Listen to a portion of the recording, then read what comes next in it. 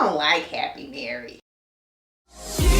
It's a queen of mine, perfectly designed. Without even trying, her lips are right to drive me crazy.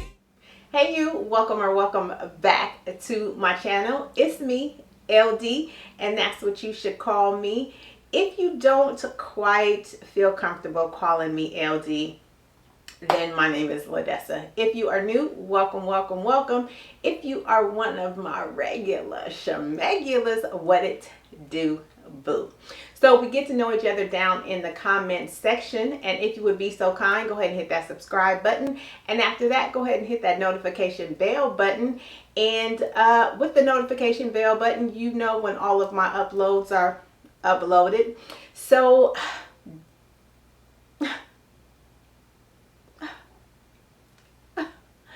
my life. So we are going to talk about the Mary J. Blige Amazon Prime documentary, My Life. So if you want to get into some of my thoughts or what I thought about the documentary, then let's go over to the other side. Okay, so Mary J. Blige, My Life, the documentary. If you did not remember where you were every time they did a wraparound of the lyrics, what were you doing in the late 90s, early 2000s? What were you doing? You missed out on a whole birth of an era. But the first thing that I want to say is I paid attention to how many hands were in the money pot. There were way too many executive producers, Diddy being one of them. When they started rolling the credits, I was like, this fool better not have his hand in the pot. Or show a shit. He did. And I was talking to one of my good friends about it, and he was saying when somebody like Mary, who was brought up in the game back then, when they get into situations like this, like documentaries or something like that, they're accustomed to somebody doing something for them. I mean, having the juice to pick up the phone and say, hey, call so-and-so, or do you know somebody at so-and-so? I'm thinking about doing this. That's the luxury of being a celebrity, right?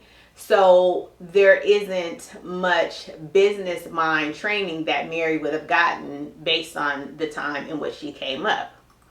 And I was like, okay, I get it. But we watched Mary, the Blige, go down to the Burger King. Mary? Crispy chicken, fresh lettuce, 3 cheeses, fresh rice and wrapped up in a tasty flour tortilla. So with that being said, and that everybody and anybody can get into the Harvard Business School, I just would have liked to see Mary be in charge of the situation that's discussing her life. So that was my critique there. I just wanted to see Mary stand on her own 10.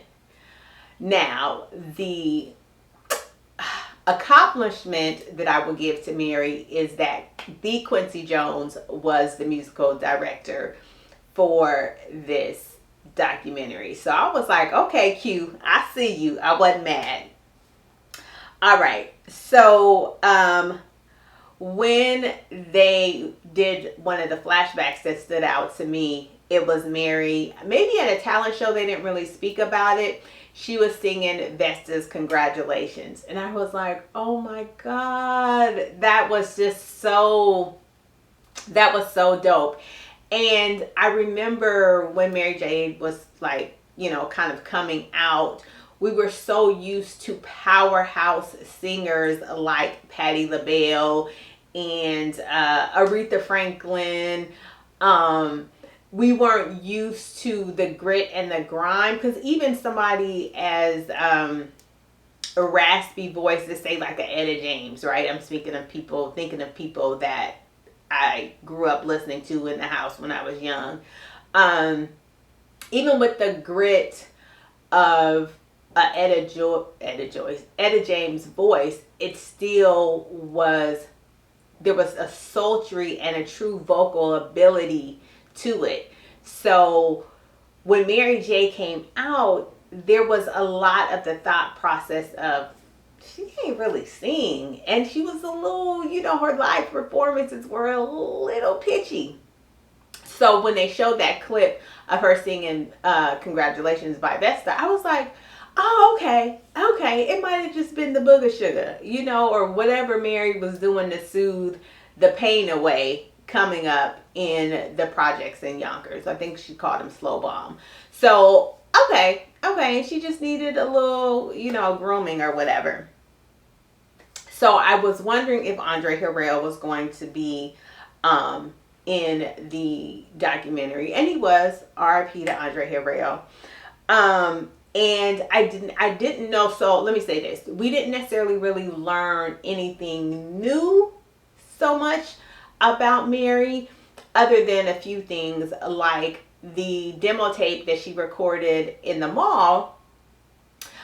She was singing Anita Baker's "Caught Up in the Rapture," and I was like, okay, I see it, especially with the rasp and the bit of grit to her voice. I could see how she did that, and they showed a clip of Mary J and Anita at some award show singing that song together, and I was like, okay, I see it. But there still was a bit of sultry to Anita's voice, but I could see why she felt she had the vocal ability to sing that song. So that was cool. And then there were the wraparounds. So when you're watching a documentary and they break away from the main story being told, and they use graphics or certain scenes or certain pictures, they call those wraparounds in the business. The wraparounds in this documentary were so powerful. Just the shots of little kids playing that grew up in the ghetto or the hood or the projects or whatever, or underprivileged areas, were so powerful. They definitely reminded you of like Gordon Parks, if you're a photography buff, capturing the heart and life and the desire to get out, or even the hopelessness in the eyes of the people that lived in those communities. So I was like, wow.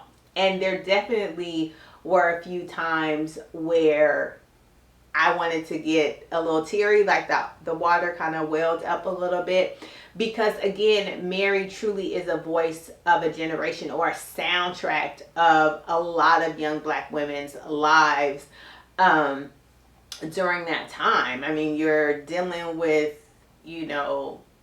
heartbreak, being fresh out of school, or being a single mom, and all of those things, and you remember where you were when those songs came out. So we got introduced to some of the people that helped produce the My Life album. Of course, Puffy was there. Chucky Booker. What was the other guy? Big Bub from the group Today.